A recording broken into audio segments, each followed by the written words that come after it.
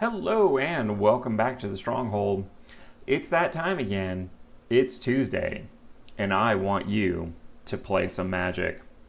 This week's Midweek Magic features Historic Pauper, and we're going to build it from a deck that I have to admit I misjudged.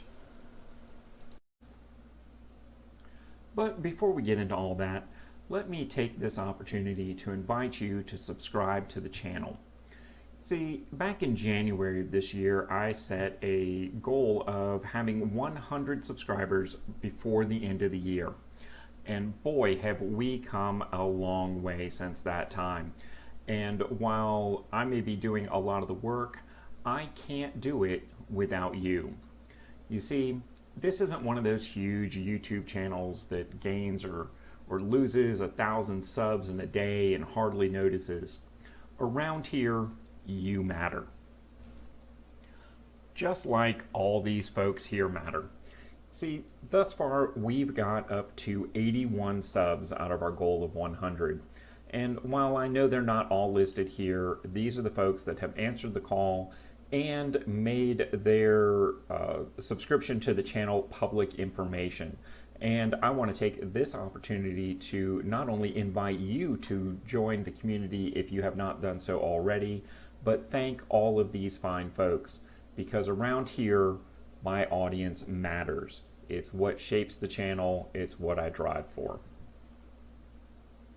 And one last thing, I'd like to do something cool when we do hit that goal of 100 subscribers. Problem is, I don't really know what to do and have very few ideas. So if you have a moment and you have a thought, comment it down below on what you think we should do to celebrate our goal of 100 subscribers being reached. Now, what were we talking about? Oh, right. All right, so let's continue the discussion by taking a look at what I think is the better rebuild of the green-white deck, basically just using the cards from the new player experience, other than that additional copy of Revitalize that we talked about. Isn't that art so much better? Call me crazy. Let's see here. So to start off the discussion, 4 copies of Charmed Stray from the mono white color challenge deck is an absolute low-hanging fruit here. It's just an obvious, easy include, as is 2 copies of Hollowed Priest. I think you could actually go, excuse me, I am running all 4. I started to say you could go all 4. But that leads us to Impassioned Orator, a 2/2 for 2 that procs Lifegain every time a creature comes into play. I am running 2 copies of that. There are definitely some arguments to be made for running all 4 copies, and if I was mono white, I certainly would. The reason that I'm not is the 2 copies of Prosperous Innkeeper from the original new player experience deck. Now let's go over some of the other cards that we've got going on. Cleric Class and Fortifying Drought are just very clear synergizing components here. Level 2 on Cleric Class is really board breaking. I have yet to activate level 3. I see it as a bit win more for this deck, but your mileage may vary.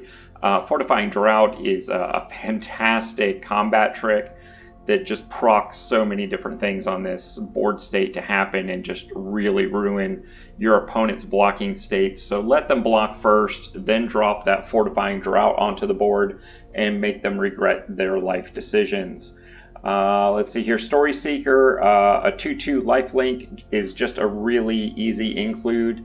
Honestly, this is a card I would probably drop for additional copies of Trilacera. I'm not sure I'm saying that right. I'm a little weak on my Elven, but certainly a 3rd copy of Trilacera is something I would consider dropping a Story Seeker for, and obviously a 2nd copy of something like Inscription of Abundance. Celestial Unicorn, we got 3 of them. I'd run 87 copies of this card if they would let me, but they won't. Let's see here, Righteous Valkyrie. As good as this is, the fact that it becomes a 4/6 very easily in this deck for 3. The only reason I'm really running it today is the fact that it has flying. And I would easily drop this for a 4th copy of Celestial Unicorn. Lurking Roper is another one of those last man standing cards. I would consider dropping this for virtually any of the upgrades that we talked about earlier. Scale the Heights, this is my token green card for the year. If we're building a green deck, I want to know why we shouldn't include this. Because it puts a +1/+1 counter on one target creature, you gain 2 life. You may play an additional land this turn, and you draw a card. This does everything we'd possibly want it to do. I'm running 2 copies of this deck, and I think there's a lot of good arguments for running 3rd and possibly 4th copies, but really testing is going to be a thing here before we can start making those finite decisions. Next up, I brought in Froghemoth from, I think, the red-green deck, maybe? Or maybe this is from the green-black. At any rate, I think it's an excellent fit in this deck, and I'm running it until I find a reason not to. Valkyrie Harbinger is the flying solution for this deck.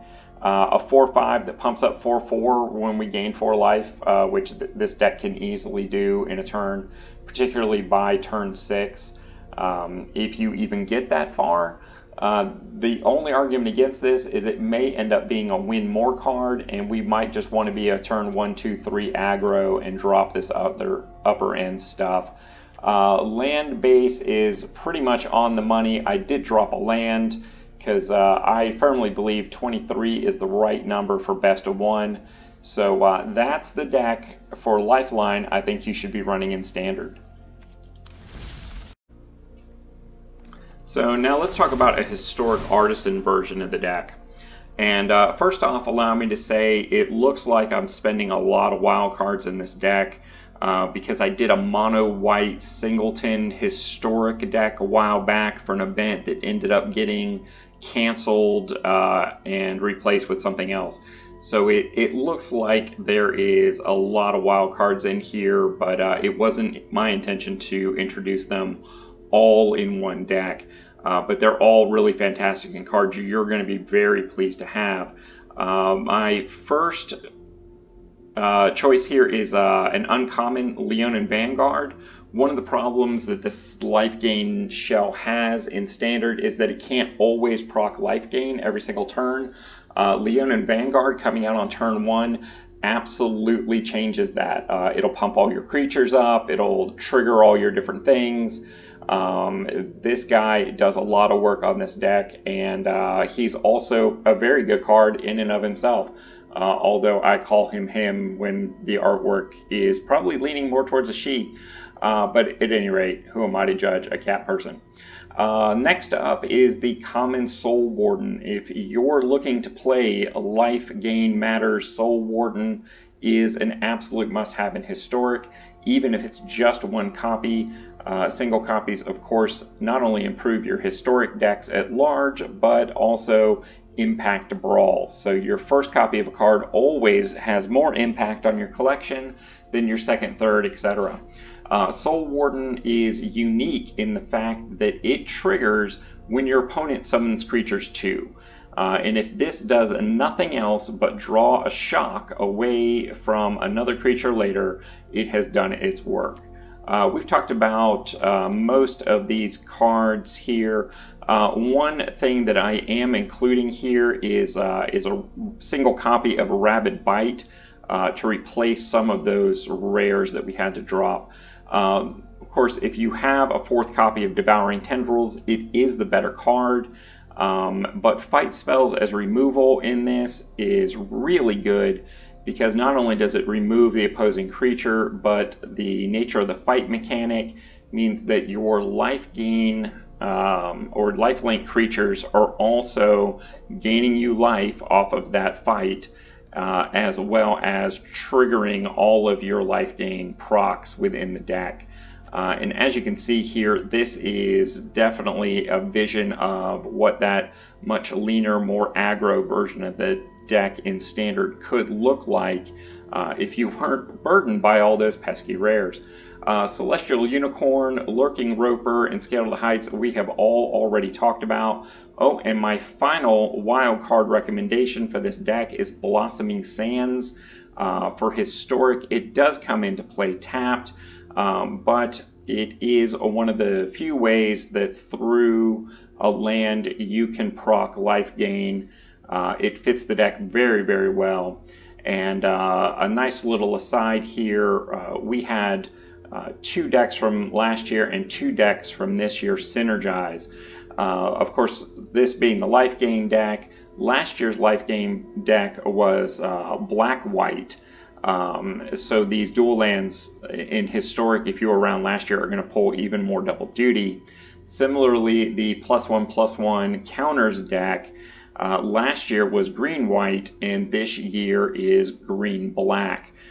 So Blossoming Sands today, and there's a very strong possibility that we are going to put in one of these comes into play tapped black-white, as well as a green-black into our Historic collection, just depending upon what we build.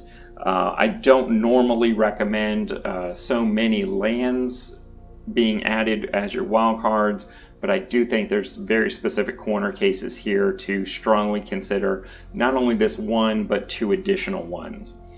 So that is the deck I recommend for the Historic event here. Of course, this week is Historic Artisan, and of course, you can do all kinds of things when you're not burdened with all those rares and mythics. Hope you enjoy the deck as much as I enjoyed presenting it to you. Wait, what's that? You didn't catch all that? Well, Matt wants you to know the links are in the doobly-doo. And of course, an event like Midweek Magic is all about those 2 free, rare, possibly upgraded ICRs. There is no cost to playing other than your time, and this is an event that you should definitely be getting involved with every single week. And while I'm not a particular chaser of cosmetic items, when you do take part in this event, if you have the option, link up with your local game store and get a redemption code for 2 free cosmetic upgrades for your collection. Not real cards, but cosmetics can be fun. And of course, if you are a player of physical Magic, be sure to partner up with your friendly local game store whenever possible, because as far as I know, Walmart, Target, and Amazon does not provide space and community for Magic players. And with all that having been said, please take this opportunity to like, comment, and subscribe. It is the budget way to support this budget channel because it doesn't cost you a thing. Do it for Graham. Do it for the algorithm. Do it for the iced coffee. And until next time, I'll see you in the arena.